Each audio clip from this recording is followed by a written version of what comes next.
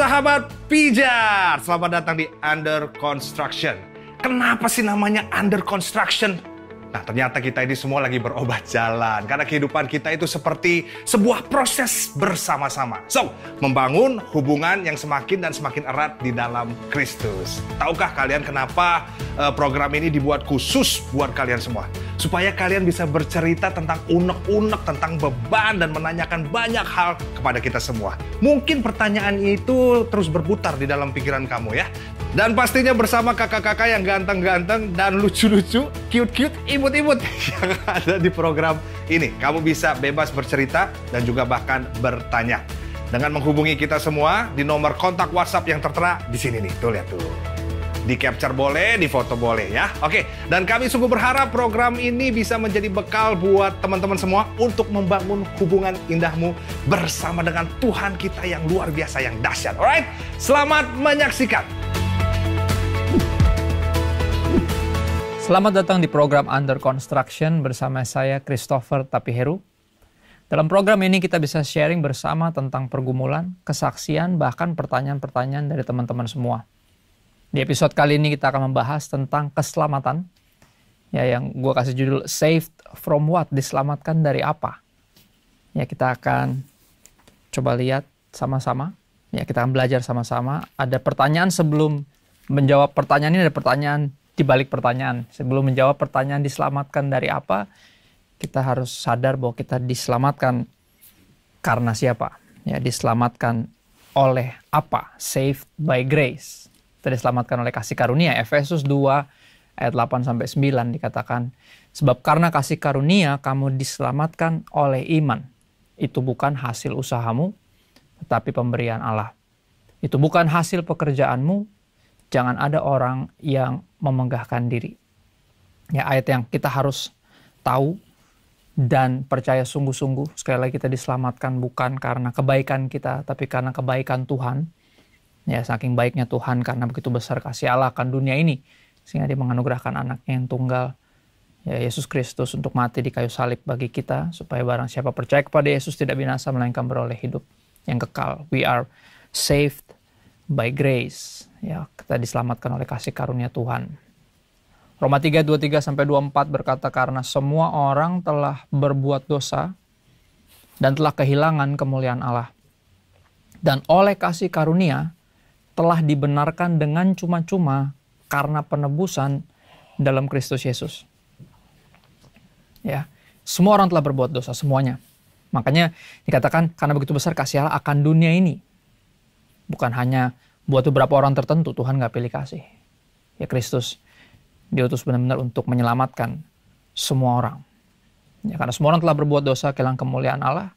Dan oleh kasih karunia telah dibenarkan dengan cuma-cuma karena penebusan dalam Kristus Yesus.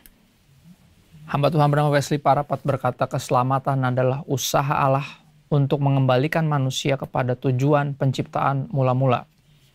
Saved by grace. Dan kita diselamatkan bukan hanya oleh Tuhan sendiri, tapi juga untuk Tuhan, untuk Dia. Ya. Nah, ada beberapa hal yang kita bisa belajar, yang aku yakin kita harus percaya, dan iman percaya kita timbul dari apa yang firman Tuhan katakan. Ya, pakai kaos tulisan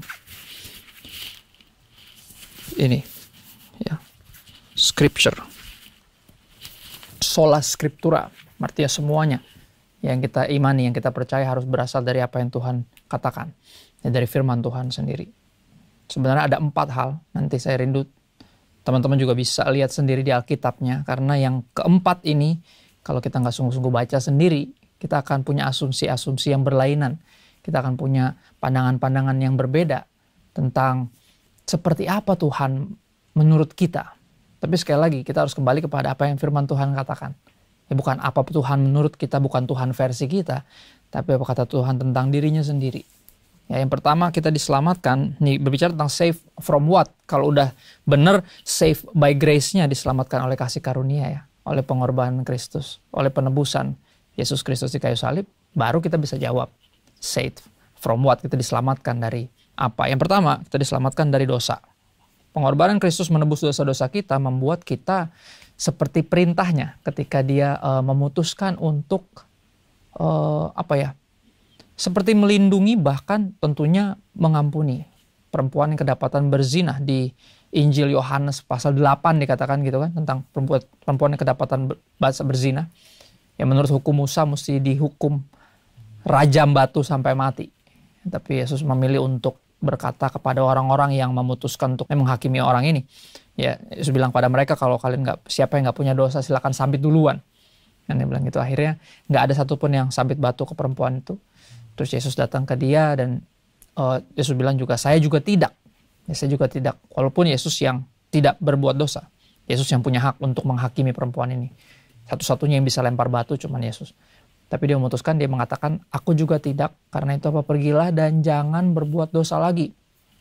Ya, secara praktikal aku percaya pengorbanan Kristus untuk menebus dosa-dosa kita memampukan kita untuk tidak berbuat dosa lagi. Ya, karena kalau kita terus berbuat dosa, upah dosa adalah maut. Ya, upah dosa itu maut. Sekali lagi, segala sesuatu yang kita lakukan ada konsekuensinya. Ya, kita nggak bisa mengaku percaya tapi terus bikin dosa dan berharap nggak ada konsekuensi dari apapun yang kita lakukan karena udah diselamatkan oleh Kristus. Ya, aku tetap percaya secara sederhana. Ya, kita diselamatkan. Ya, dosa kita ditebus dari dosa-dosa kita biar kita bisa berhenti berbuat dosa. Nggak lagi terus-terusan kayak gitu, nggak lagi terus hidup dalam dosa. Dan berikutnya kita diampuni. Ya, dosa-dosa kita diampuni tentunya biar kita bisa belajar untuk memaafkan. Ketika ada orang berbuat salah terhadap kita. Ya, salah satu poin dari doa Bapa kami adalah ampuni dosa kami, ampuni kesalahan kami seperti kami mengampuni orang yang bersalah terhadap kami. Ya, itu dua implikasi secara langsung. Orang yang sadar bahwa dosa-dosa sudah diampuni, nggak akan terus berbuat dosa. Ya, justru akan bisa berhenti untuk berbuat dosa. Dan berikutnya mereka yang sadar bahwa dia diampuni, mereka punya kemampuan, bukan hanya kemauan untuk memaafkan ya orang yang bersalah terhadap kita. Itu yang pertama, kita diselamatkan dari dosa. Yang kedua, kita diselamatkan dari maut. Ya, Ibrani 2 ayat 14 dikatakan ia juga menjadi sama dengan mereka ya, dan mendapat bagian dalam keadaan mereka supaya oleh kematiannya. Jadi ia di sini bicara tentang Tuhan Yesus. Ya. Yesus juga menjadi sama dengan mereka dan mendapat bagian dalam keadaan mereka, keadaan kita, Anda dan saya, supaya oleh kematian Kristus ia memusnahkan dia, yaitu iblis. Kristus memusnahkan iblis yang berkuasa atas maut. Iblis berkuasa atas maut. Maka mesti dimusnahkan. Ya, dengan jalan Kristus menjadi sama dengan kita. Ya, Tuhan jadi manusia, dan ketika jadi manusia hidup sempurna, gantiin hidup kita yang berantakan biar dia bisa mati. Ya, sebagai tumbal untuk menggantikan kita. Menggantikan penghukuman yang mestinya kita tanggung sendiri sebenarnya. Makanya kalau direnungkan, bahkan pengorbanan Yesus di kayu salib, bahkan kalau kita nonton beberapa filmnya, yang konon film paling mendekatinya pun judulnya Passion of the Christ, yang paling mendekati penyiksaan Yesus di kayu salib, itu dikatakan penulisnya bilang ini paling baru 50% dari siksaan yang sebenarnya. Dan beberapa dari kita nontonnya aja udah gak kuat, sadis banget. Ya, pertanyaan kenapa sih mesti sampai sesadis itu, nggak bisa dibunuh biasa aja gitu? Karena sedikit banyak ada penggambaran kayak gini loh, sepertinya dia menanggung neraka kita yang mestinya kita sendiri yang tanggung. Ketika Yesus di kayu salib itu ada unsur ke situ. Ya, ada unsur ke situ, makanya ada kata-kata yang juga diucapkan. Ya, dari salah satu dari 7 perkataan Yesus di kayu salib, aku haus. Ini haus tuh maksudnya gimana? Ingat gak ada orang juga yang berkata hal yang sama ketika dia lagi tersiksa di neraka, bisa dikatakan seperti itu ya. Di Lukas 19 ada kisah tentang Lazarus dan orang kaya yang nggak tahu namanya siapa, kita nggak tahu namanya. Ya, yang jelas Lazarus mati, meninggal, terus diangkat ke pangkuan Bapak Abraham, dan yang satu lagi tersiksa dalam siksa neraka, dan dikatakan dia minta minum, dia bilang boleh nggak? Ya, suruh si Lazarus celupin jarinya ke air, terus kasih saya setetes aja untuk meringankan rasa sakit saya. Aku haus, dan aku yakin kata-kata itu ya jadi membuat kita menyadari bahwa neraka kita yang ditanggung Yesus ketika dia di kayu salib itu. Neraka yang mestinya kita yang tanggung sendiri. Dan ini yang akan kita bahas setelah membahas tentang ini. Ya, save from what? Dari sin, dari dosa yang membuat manusia ini merusak bukan hanya dirinya sendiri, tapi juga merusak siapapun yang dia pegang, yang dia berinteraksi dengannya. Ya, kalau kita terus dibiarkan dalam keadaan terus-terusan berdosa, Gak usah jauh deh, dunia ini aja udah makin lama makin kayak neraka rasanya. Kenapa? Karena orang makin jahat. Orang makin hidup buat dirinya sendiri, makin gak peduli. Dan dalam keadaan saling menjahati ini, udah kayak neraka rasanya. Ya, sampai ada orang berpikir bahwa kayak gak ada lagi neraka setelah ini, karena ini udah kayak neraka sekarang ini. Ya, orang tuh saling egois, ngejahatin orang lain. Ya, mengeksploitasi yang lainnya. Saling ngerusak, saling membunuh. Ya, saling mencurangi. Mengerikan. Sampai ada yang berpikir bahwa ini nerakanya. Nggak ada lagi neraka yang lain. Tapi ada. Ya, Ibrani 2:17 dikatakan seperti ini, berkaitan dengan maut. Kita save from sin, dan berikutnya save from death. Itulah sebabnya maka dalam segala hal, Kristus harus disamakan dengan saudara-saudaranya supaya ia menjadi imam besar yang menaruh belas kasihan dan yang setia kepada Allah untuk mendamaikan dosa seluruh bangsa. We are saved from sin and death. Jadi diselamatkan dari dosa dan maut. Dan berikutnya, kita diselamatkan juga dari neraka.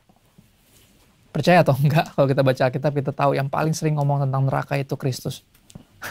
Yesus yang paling sering ngomong tentang neraka. Walaupun sekali lagi, mestinya ini bukan sebuah dikhotbahkan dengan cara-cara yang menurutku tidak demikian. Karena gini, gak ada orang yang masuk surga gara-gara takut masuk neraka. Aku ulang lagi, gak ada orang yang masuk surga gara-gara takut masuk neraka. Dan neraka bukan tempat surga bukan tempat buat orang-orang yang takut masuk neraka. Tapi tempat buat orang yang mengenal, mengasihi Tuhan dari sekarang sampai selamanya. Ya, tapi neraka ini sebuah realita yang ada. Bukan di dunia ini. Tapi ada nanti ada siksaan itu. Kristus salah satu pribadi. Yesus paling sering ngomongin tentang ini. Ya, dalam bentuk sebagai sebuah kayak mengungkapkan bahwa ada loh. Ada loh ini. Ya. Ayat yang walaupun ayatnya banyak gitu ya, Matius 12 di kitab Matius, Injil Matius, teman-teman bisa cari sendiri, itu banyak banget ayat-ayat tentang itu dari mulut Tuhan Yesus sendiri. Matius 12 ayat 4 sampai 5 misalnya. Ya, Matius 23 ayat 33 juga misalnya. Tapi aku paling suka ayat ini, kenapa? Karena ini meyakinkan saya. Ya, meyakinkan saya bahwa ternyata neraka diciptakan bukan buat manusia. Originally. Ya, bukan buat manusia. Yang diciptakan buat manusia itu sorga. Kalau kita baca Yohanes. Ya, Yohanes 14 kita baca.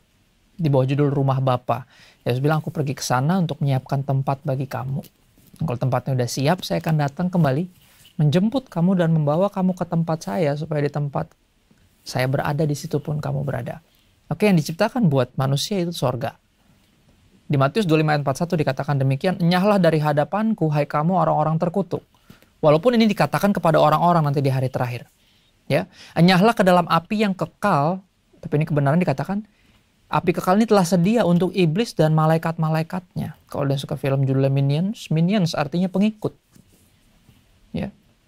Dan kata-kata yang sama dipakai di sini, malaikat-malaikatnya, para pengikutnya.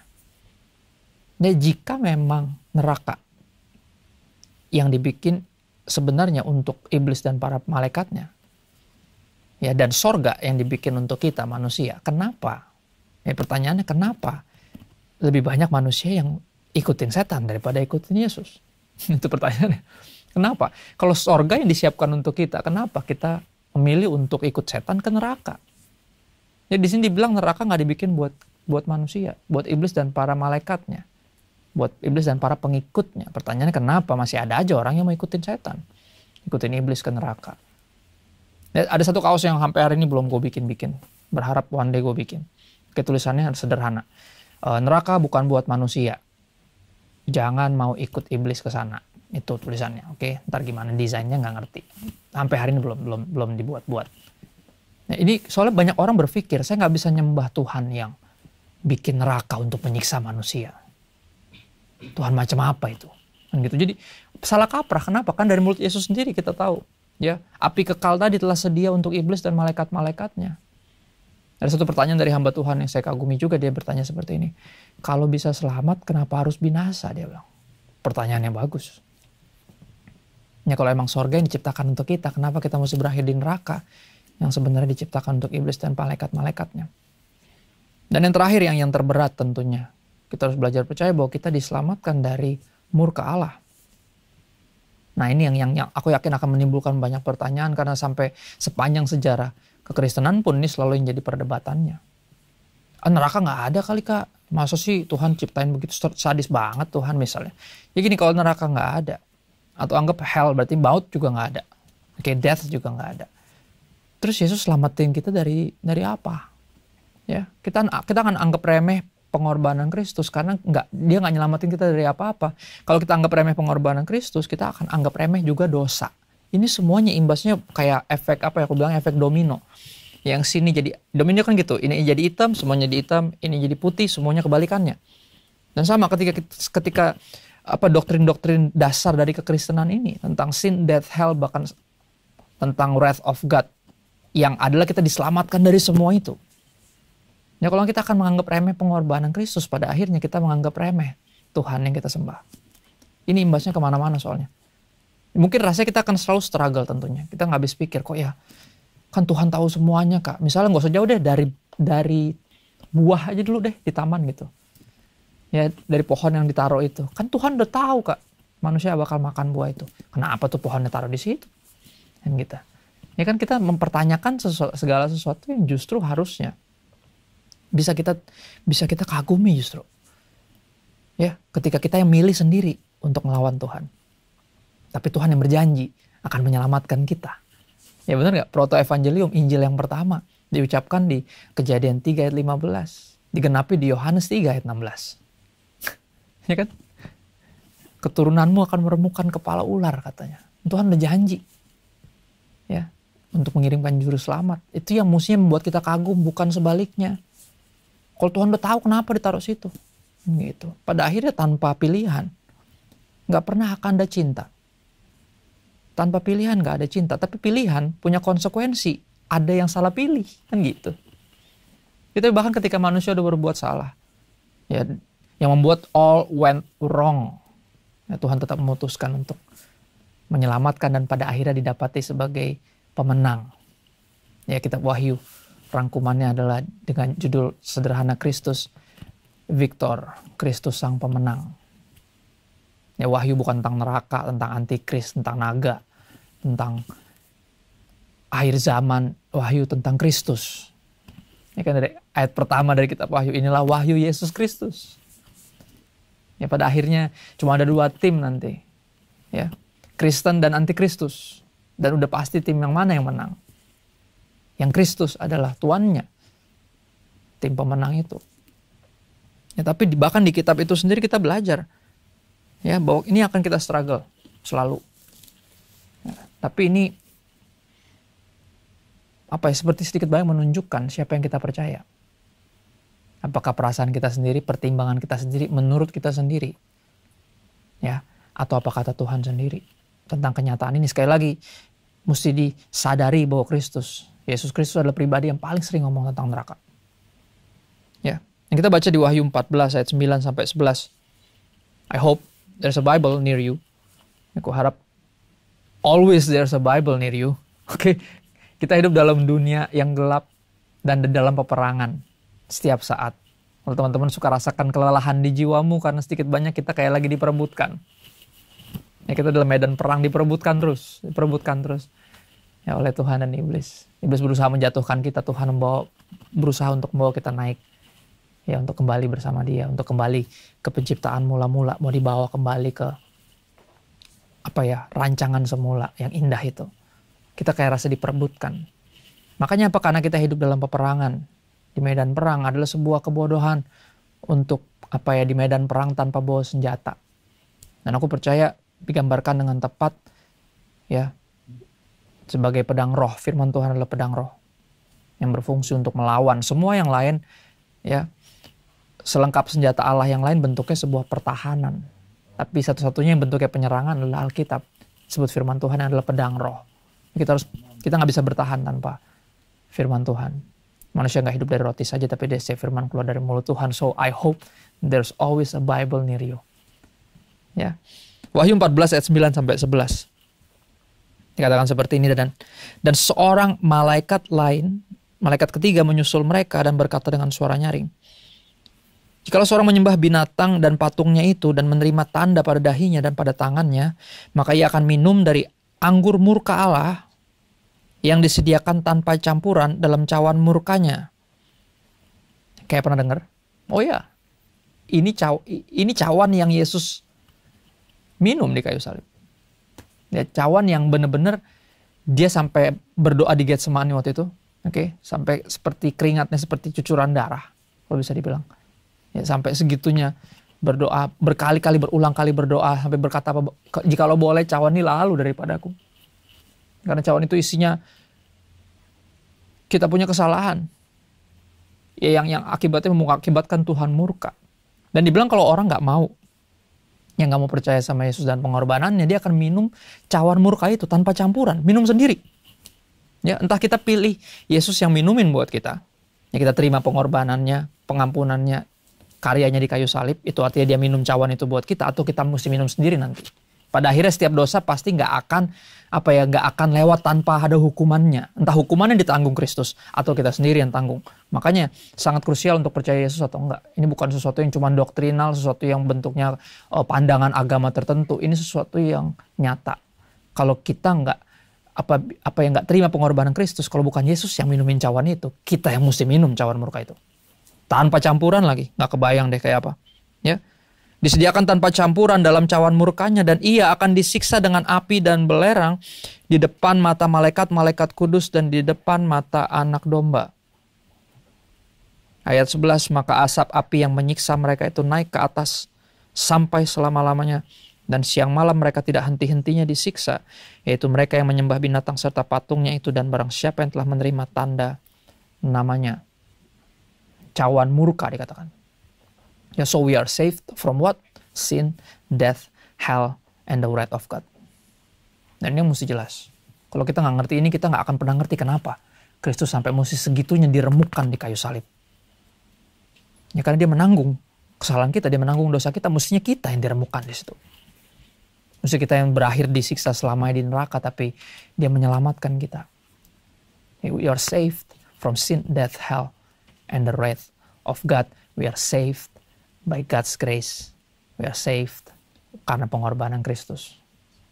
Ya, biar ini jadi kebenaran yang selamanya membuat kita bersyukur. Ya, karena orang yang gini loh, orang yang beroleh anugerah jauh lebih bersyukur daripada yang berpikir dia layak menerima anugerah itu.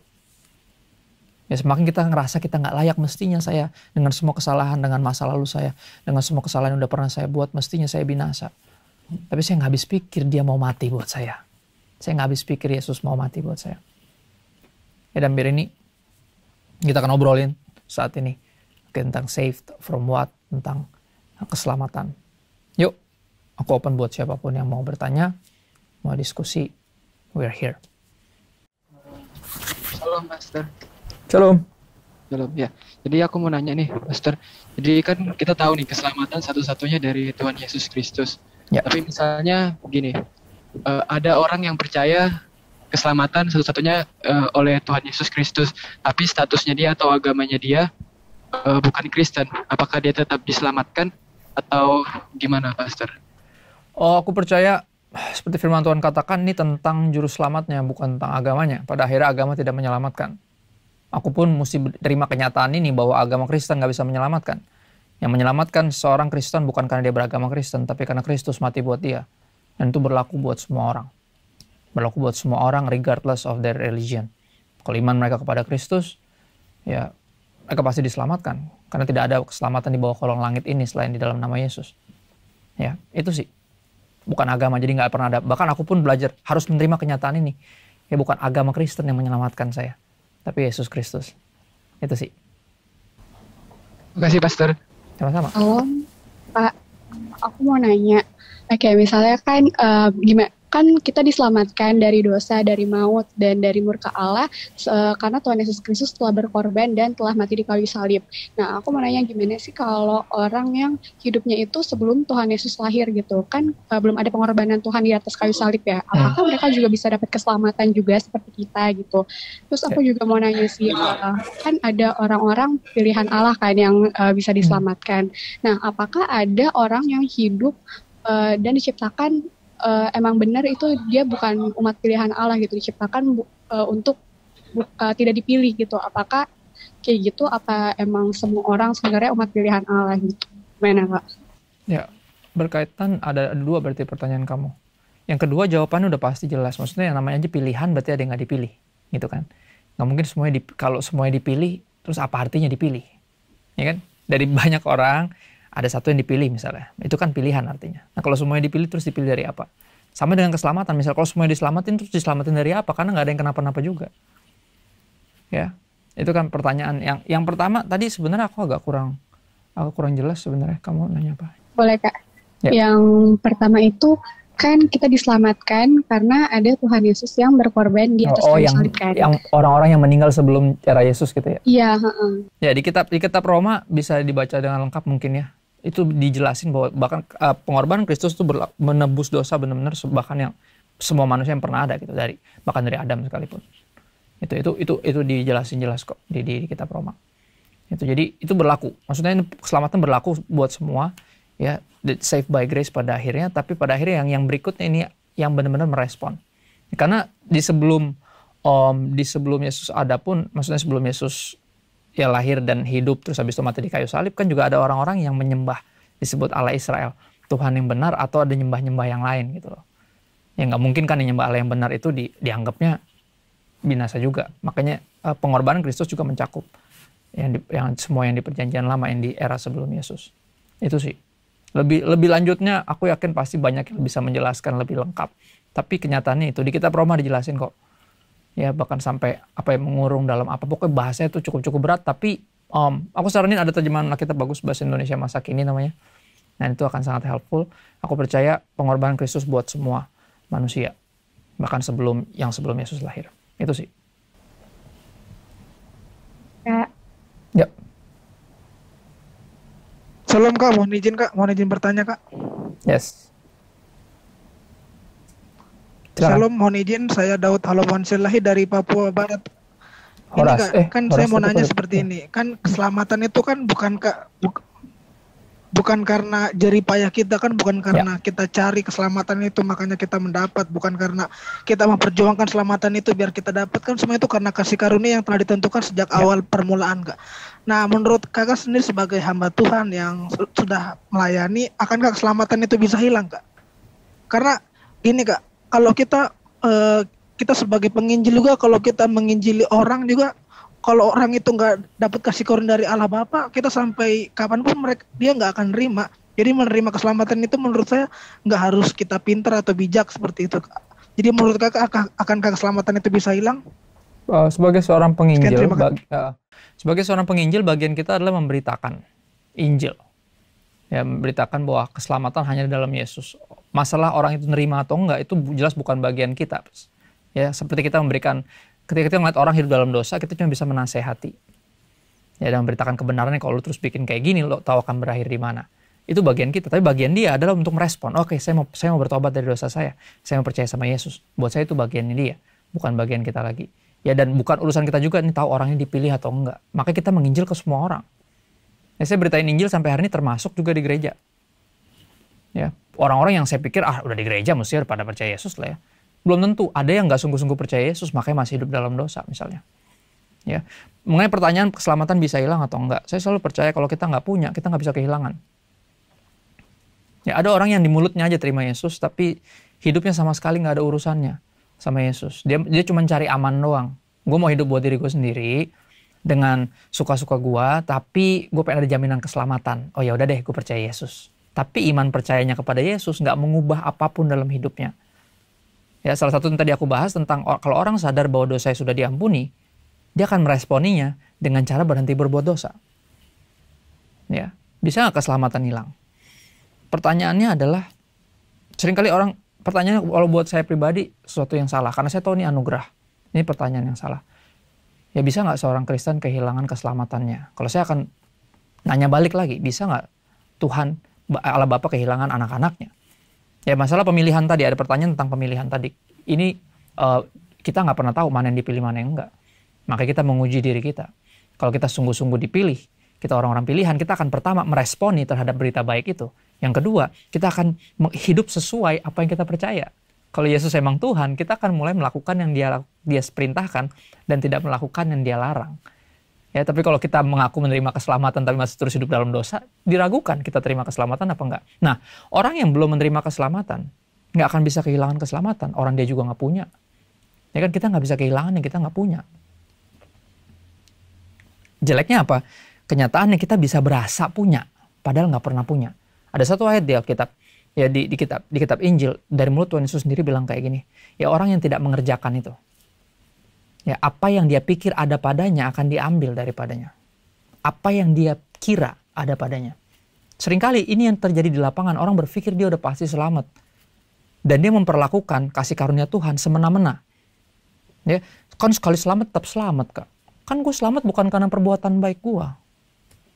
Ya, jadi ngapain gue bertobat? Kan udah pasti selamat lah. Gue bisa hidup asal-asalan. Yang penting gue percaya Yesus. Kan pasti selamat udah. Nah, orang-orang kayak gini, aku akan ragukan keselamatannya. Kenapa? Kan dia tidak menghargai keselamatannya. Aku pernah punya teman gini, bagi orang melayani di sosial media, ada orang yang DM aku. Orang ini menceritakan dia tuh gini masa lalunya. Dia tuh salah satu, aku bilangnya tukang pukul, bouncer gitu ya, paling mahal di negeri ini. Oke, orang ini memutuskan karena dengar salah satu khotbahku di YouTube, terus dia bilang, saya mau bertobat, saya tahu ini salah, saya nggak mau gini terus. Aku bilang, oh ya udah, bimbingannya melalui DM Instagram waktu itu. Ya saya nggak pernah tahu, kan dia nggak pernah kasih tahu nama aslinya juga untuk rahasianya. Saya berharap dia udah nggak hidup dalam rahasia lagi sekarang dalam pertobatan.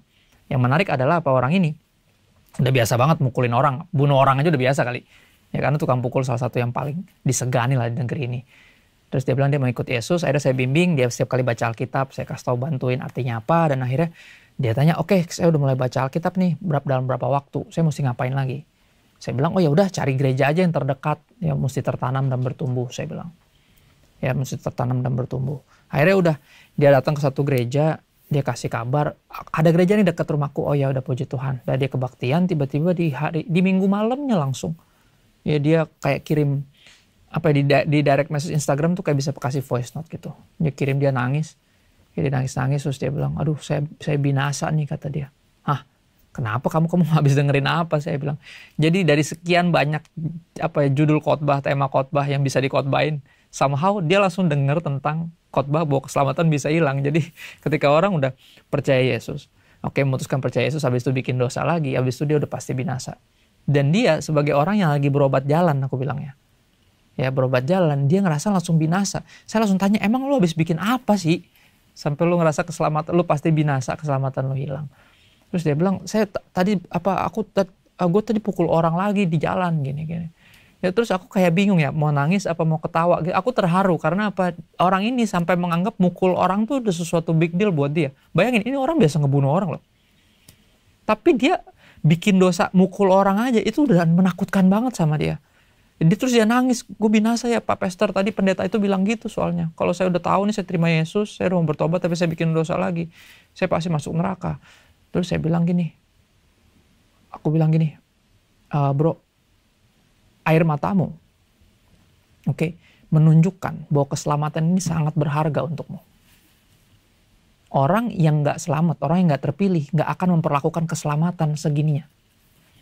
Ya gak akan segitunya takut kehilangan. Benar atau benar, rasa takut kehilangan menunjukkan bahwa kita memilikinya.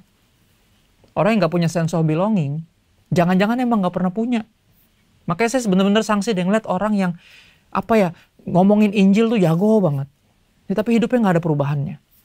Secara teori tahu banget selamat karena kasih karunia, bukan karena perbuatan baik. Dan ngomongin grace, powerful. Tapi hidupnya begitu aja. Ya malah makin asal-asalan gara-gara tahu grace. Sekali selamat tetap selamat. Akhirnya malah jadi penganut hyper grace, orang-orang yang menyalahgunakan kasih karunia. Saya selalu berkata, sederhana aja buat saya. Saya bilang sama orang itu, air matamu menunjukkan justru kamu orang yang terpilih. Karena nggak semua orang memperlakukan keselamatan sampai level kayak gitu. Sampai takut kehilangan sedemikian. Ya dalam hati saya pengen ngomong sama dia, cuman saya nggak habis hati. Nggak sampai hati. Saya pengen ngomong gini sama dia. Aduh, gue pengen salamin tuh orang yang lo tonjok.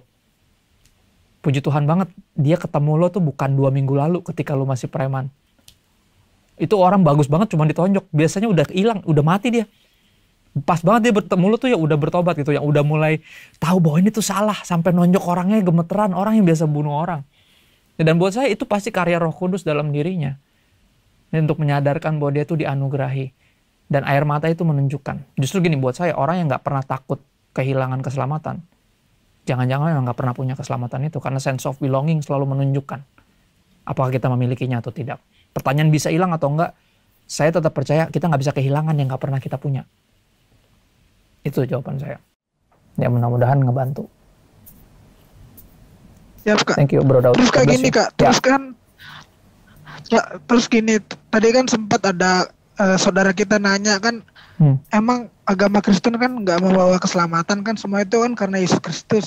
Ya. Kakak juga bilang kan, ya kita emang harus akui kalau Kristen nggak membawa keselamatan, Yesus yang membawa keselamatan. Ya. Berarti agama-agama lain boleh dong bisa ada kemungkinan selamat walaupun Kalau mau percaya Yesus, entah itu sebagai manusia, sebagai kan. Oh enggak dong, percaya Yesus sebagai Tuhan. Tapi Spesifik. kalau percaya Yesus sebagai manusia, Secara percaya sebagai Tuhan, kalau nggak percaya Yesus sebagai Tuhan dan Juru Selamat, ya nggak bisa lah. Apalagi sebagai saudara kembarnya Lucifer gitu misalnya. Nggak bisa juga, karena ada pandangan tertentu. Ada yang percaya Yesus Nabi, percaya Yesus Guru, percaya Yesus bahkan saudara kembarnya Lucifer misalnya. Ada juga yang percaya begitu. Ya percaya Yesus sebagai apa? Gini, yang percaya Yesus sebagai Tuhan aja kalau nggak sungguh-sungguh menghidupi iman itu, nggak ada artinya. Karena gini, iblis juga percaya Yesus Tuhan, tapi dia tetap iblis. Ngerti nggak maksudnya? Ya kan ada kitab di Yakobus bilang, ada satu ayat di Yakobus yang bilang kayak gitu. Engkau percaya hanya satu Allah saja itu baik, tapi setan-setan juga percaya dan mereka gemetar. Situ masih gemetar nggak pas bikin dosa? Aku selalu coba tanya lagi, kalau kita nggak punya sense of belonging terhadap keselamatan itu, ya jangan-jangan kita emang nggak pernah punya. Ya, jadi percaya Yesus sebagai Tuhan itu udah jelas spesifik. Tapi kalau percaya Yesus sebagai Tuhan nggak mengubah hidup kita apapun itu, ya jangan-jangan cuma di mulut doang. Kata-kata Tuhan Yesus sendiri ketika dia menceritakan tentang perumpamaan dua rumah dengan dasar yang berbeda. Satu tanpa dasar, satu dengan dasar batu karang. Ya, dia bilang apa? Kenapa engkau panggil aku Tuhan? Ya, tapi engkau tidak melakukan yang aku perintahkan. Ya, bahasa gampang ini kalau gue terjemahin pakai bahasa gue ya. Ngapain lu manggil gue Tuhan? Kalau Tuhannya itu lu. Ya kan, orang yang nggak taat sama Yesus, orang yang nggak mau dengerin perintah Tuhan, itu kan orang yang mentuhankan dirinya sendiri. Tuhan pengen gini, dia nggak mau. Apaan? Nggak, gini aja. Jadi dia Tuhan atas dirinya sendiri. Di situ Yesus bilang gini, ngapain lu panggil gue Tuhan kalau Tuhannya itu lu? Ya, lu kayak orang bangun rumah tanpa dasar, dengar firman tapi nggak lakukan. Ya, ketika banjir melanda, besarlah kerusakannya. Tapi orang yang mendengar firman dan melakukannya, artinya orang yang percaya Yesus dan sungguh-sungguh percaya Yesus, yang tidak menyalahgunakan kasih karunia, ya, yang taat kepada firman sebagai bukti bahwa dia percaya. Dia akan seperti orang yang bangun rumah di atas dasar batu. Yang ketika badai atau banjir hidup melandanya, dia tetap kokoh berdiri. Jadi itu satu perkataan yang pertanyaan cukup straightforward. Ya, aku kerap kali menanyakan diriku ketika ada godaan untuk tidak taat. Aku kan mulai seperti Yesus ngomong sendiri kayak, oh jadi sekarang Tuhannya itu kamu. Oke? Kalau Tuhannya saya, kenapa kamu nggak mau dengerin yang saya bilang? Kenapa kamu maunya suka-sukamu sendiri? Dan itu semua pertanyaan, sebuah pertanyaan yang semua kita mesti bisa jawab. Ya, semua kita mesti bisa jawab. Ya, ngapain kau panggil saya Tuhan kalau kamu tidak mau melakukan yang saya perintahkan? Itu sih. Harus spesifik, percaya Yesus sebagai Tuhan. Siap, Kak, terima kasih, Kak. Ya, sama-sama. Mau tanya dong, Pastor. Ya. Siapa ini nih? aku mau nanya, Dania. Oke. Aku mau nanya kalau misalkannya kan keluarga kita sakit, terus kita tuh keluarga kita ini sebelumnya kan banyak berbuat dosa. Nah, misalnya orang tua lah, misalnya papa gitu kan. Terus pas di sakitnya itu kayaknya udah nggak ada harapan. Terus kita berusaha untuk ngedeketin dia sama Tuhan. Kita panggil pendeta untuk perjamuan kudus, atau kita pokoknya berusaha supaya dia memperoleh keselamatan itu. Dengan begitu orang papa kita itu mendapat keselamatan apa enggak sih sebenarnya? Tergantung pribadi beliau. Tergantung responnya dia, personal. Ya kasarnya nggak usah pendeta deh yang mau datang ke situ, Tuhan Yesus sendiri kalaupun dia nggak mau terima. Ya itu kan udah bagian dia sendiri. Tiap orang akan bertanggung jawab terhadap pilihannya sendiri. Ya kita bisa melakukan banyak hal untuk orang lain. Ya gini misalnya contoh di Alkitab ada yang bilang, ada seorang yang lumpuh. Terus dia nggak bisa jalan, tapi 4 temannya dia bilang. Ya teman-temannya mau gendong dia, bawa dia sampai ketemu Yesus. Yang sampai diturunin dari atas atap itu. Ya lewat atas yang ketemu Yesus. Ya ketika orang itu menarik apa yang dikatakan. Yesus melihat iman orang-orang itu. Dia melihat iman orang-orang itu, terus orang yang sakit pun akhirnya disembuhkan. Tapi kan itu juga respon apa? Walaupun iman orang-orang tadi penting, ya walaupun iman kalian sebagai anggota keluarga penting, tapi pada akhirnya ini sebuah respon personal dari pribadi itu, yaitu kalau di dalam konteks ini cerita ini ayahmu sendiri. Ya kita berharap anugerah Tuhan tersedia juga, pastinya buat dia, dan mudah-mudahan dia tidak menolaknya. Karena tiap orang pada akhirnya akan dihakimi berdasarkan menerima atau menolak. Itu sih, kita bisa melakukan banyak hal. Ya, which is itu hal yang sangat baik. Aku berharap ya semua kita bahkan nggak usah nunggu sakit dulu deh. Sepanjang hidup juga justru kita coba gitu ya. Untuk kalau dia nggak mau ditarik, nggak mau dibawa ke gereja, ya udah kita bawa gereja ke rumah gitu kan. Sekarang gereja semua di rumah, ya kan. Dia nggak mau dengar firman, nggak mau ke gereja dengar khotbah, kita pasangin YouTube di rumah, kita pasang lagu rohani di rumah. Ya biar dia kita kasih ruang untuk dia merespon sendiri terhadap Tuhan dan anugerahnya Tuhan. Itu sih kalau buat aku, apa yang kalian lakukan tepat dan mestinya itu menginspirasi semua orang. Dan hendaknya dilakukannya bukan hanya ketika beliau sudah terkapar tidak berdaya gitu ya, sakit gitu ya. Tapi kalau bisa sepanjang kehidupannya, melalui perhatian kita, melalui doa-doa kita, melalui tindakan-tindakan kita yang helpful, melayani, mengasihi, biar dia bisa temukan dan bisa percayakan anugerah Tuhan buat dia. Gitu sih. Oke, Pastor, makasih. Sama-sama.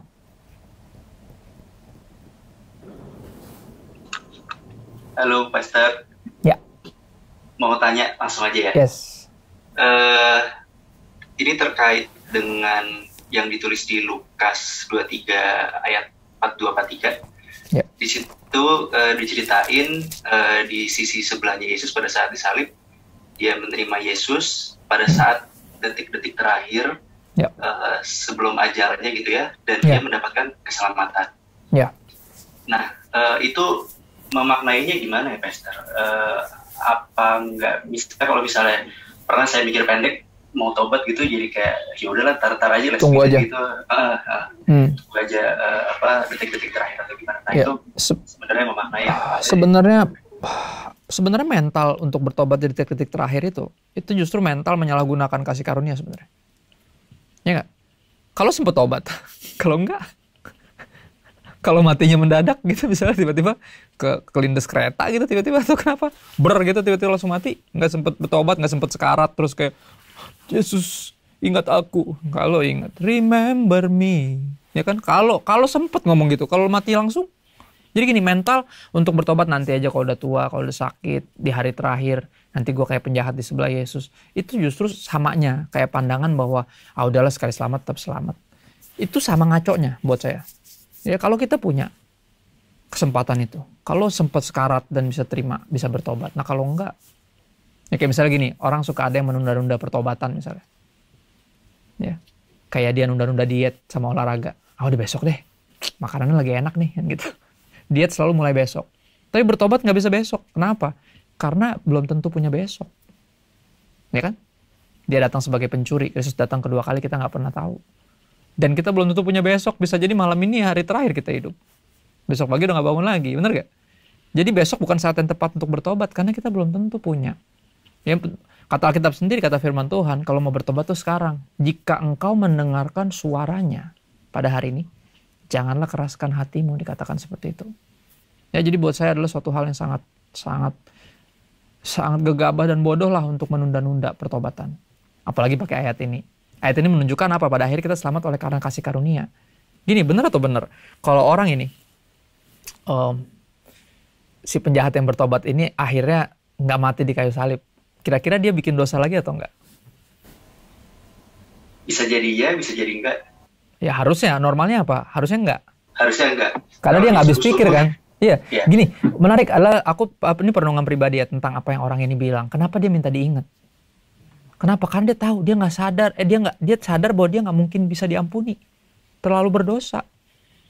Dia bilang gini, gue tahu gue nggak layak diampuni, tapi gue cuma pengen lu inget gue deh. Ya kalau lu datang sebagai raja, remember me.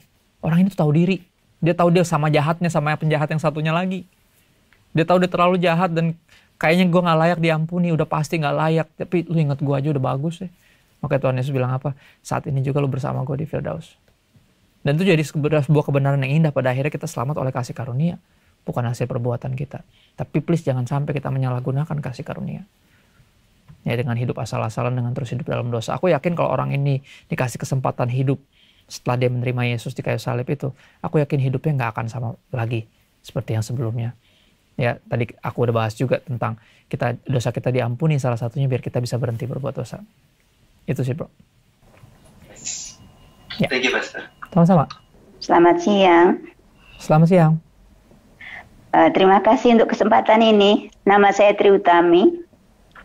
Mau bertanya, katanya keselamatan itu adalah by grace, yaitu anugerah. Tetapi kadangkala kita mendengar ada satu ayat yang mengatakan, tetap kerjakan keselamatanmu dengan takut dan gentar. Ya. Nah, itu pertanyaan yang pertama. Bagaimanakah dengan kata-kata itu? Yang kedua, Ibrani 10 ayat 38b mengatakan, saya bacakan dari ayat yang pertama, ayat yang 38a.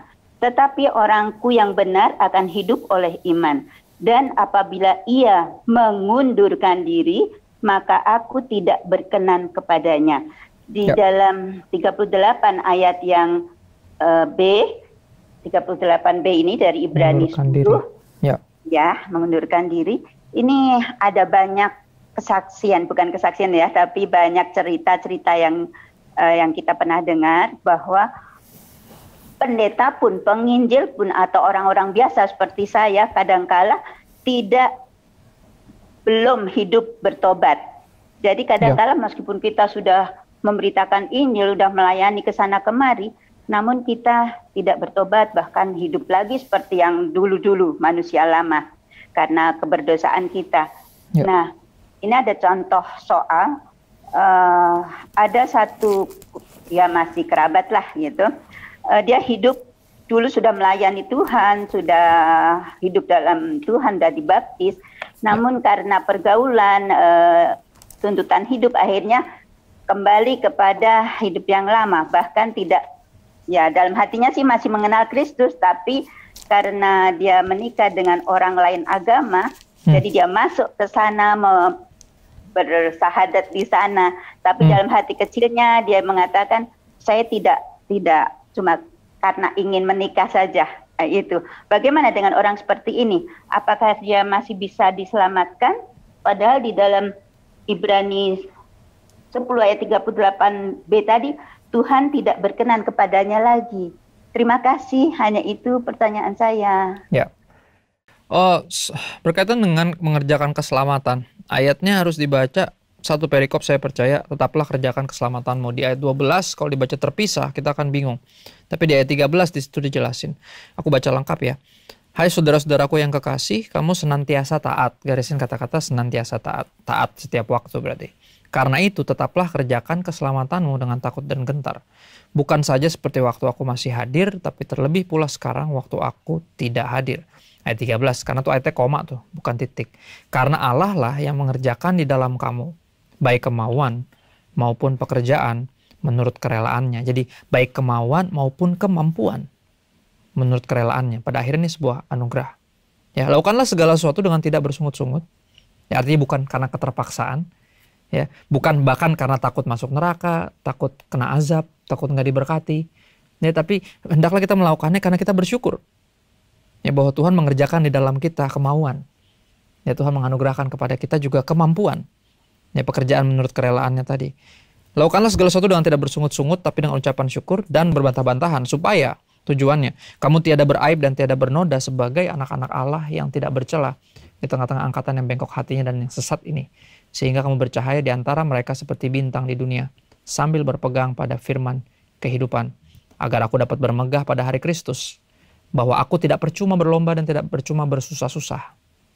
Ya, jadi ini mesti dibaca satu keseluruhan. Aku percaya emang ya oleh kasih karunia, tapi makanya tadi orang yang sungguh-sungguh menghargai keselamatan akan menjaganya sedemikian rupa, seperti seolah itu bisa hilang. Ya anggapnya bisa hilang deh, kan gitu. Aku sederhananya bilang gitu, daripada kita pikir nggak bisa hilang jadi asal-asalan, mendingan kita kira itu bisa hilang demi kita bisa mengerjakannya dengan sungguh-sungguh. Dia senantiasa taat tadi responnya. Berkaitan dengan orang yang tadi, aku percaya gini loh, selama orang masih hidup dan Tuhan Yesus belum datang, ada kesempatan untuk dia bisa berbalik dari jalan-jalan yang salah dan bertobat kepada Tuhan. Apakah orang bisa mengaku, oh ini saya cuma buat nikah doang kok? Nggak, pada akhirnya kita seperti menyingkirkan Kristus untuk mendapatkan apapun yang kita mau. Ya, ini seperti kayak gini, menyangkal Kristus di depan manusia. Orang selalu bilang, aku juga punya soal ada yang kayak gitu juga aku kenal.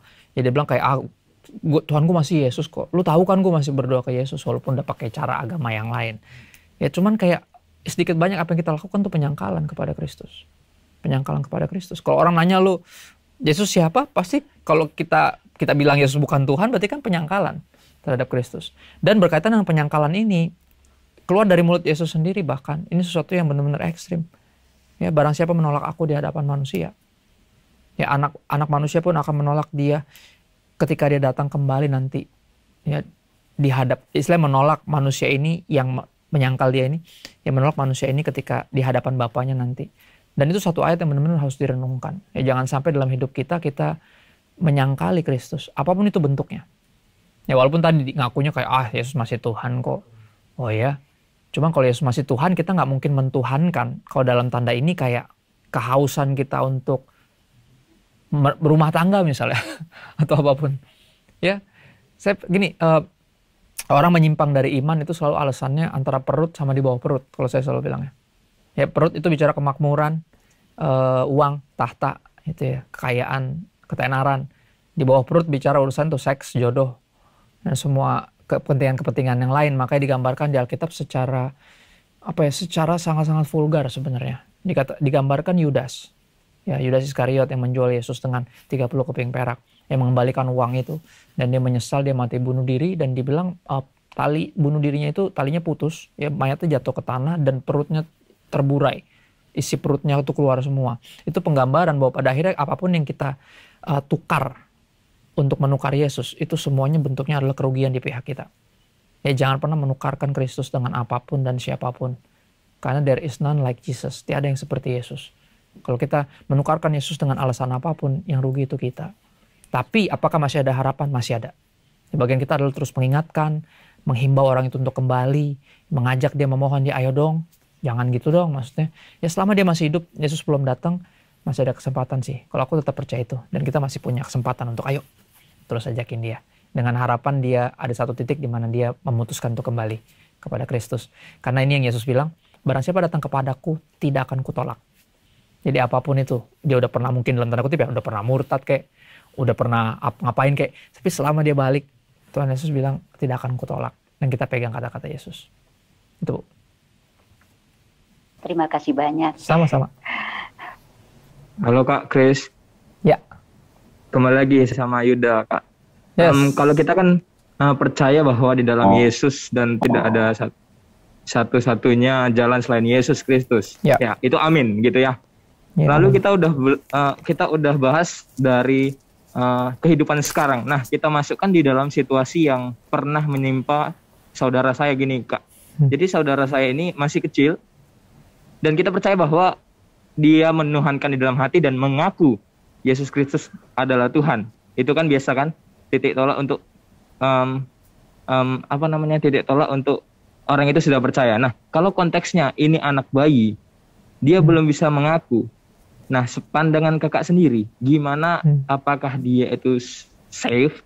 Berdasarkan apa gitu Kak? Karena ini pertanyaan yang pastoral gitu ya, yang sering ditanyakan gitu. Ya, dan pertanyaan yang sering dijawab juga. Kayaknya aku temukan salah satu narasumber favorit kita bersama. Ya, pernah menjawab pertanyaan ini. Oke, bayi kalau meninggal masuk mana? Kan gitu. Ya, dan aku yakin jawabnya kalau emang kita selamat karena kasih karunia, itu masuk dalam kasih karunia Tuhan lah. Kan bayi belum bisa ngambil keputusan. Nah, misalnya contoh gini, orang yang kelainan jiwa misalnya. Ya dari awal dari lahir emang benar-benar udah lain lah gitu ya. Ya kalau dasarnya kalau bilang bahasa hari-harinya orang gila gitu ya. Orang gila masuk mana kan gitu. Kita kan selalu berpikir seperti itu. Nah dia nggak bisa ngerespon secara normal. Ya siapa yang Tuhan, siapa yang mana. Dia aja nggak tahu dia siapa pada akhirnya. Ya aku yakin kalau kita selamat karena kasih karunia, aku yakin konteksnya pasti ke situ. Ya dan seperti aku percaya itu, tentang anak kecil juga pasti Tuhan punya ininya sendiri. Yang jelas Tuhan itu adil. Ya Tuhan itu adil dan nggak bisa kita protes kayak ini belum terima Yesus kok bisa masuk surga. Nggak mungkin juga ada yang protes juga di surga. Ketika ngeliat ada anak bayi masih kecil, terus tiba-tiba ini masuk dia belum terima Yesus. Terus yang lain nggak terima Yesus kenapa masuk neraka misalnya gitu. Ya kita seringkali memposisikan atau mengambil tempat seolah menyamakan Tuhan tuh kayak kita. Dan itu salah satu kesalahan seringkali orang-orang percaya, bahkan para saya bilangnya pakar-pakar ahli-ahli teologi pun bisa terjebak ke arah situ juga. Ya, ini sebuah pertanyaan pastoral yang jawabannya juga pastoral. Ada buku bagus tentang ini yang nulis namanya Pendeta John MacArthur. Ya, safe in the hands of God atau apa? Itu tentang bayi-bayi yang baru berapa hari lahir terus langsung meninggal. Aku percaya pasti balik lagi lah ke penciptanya.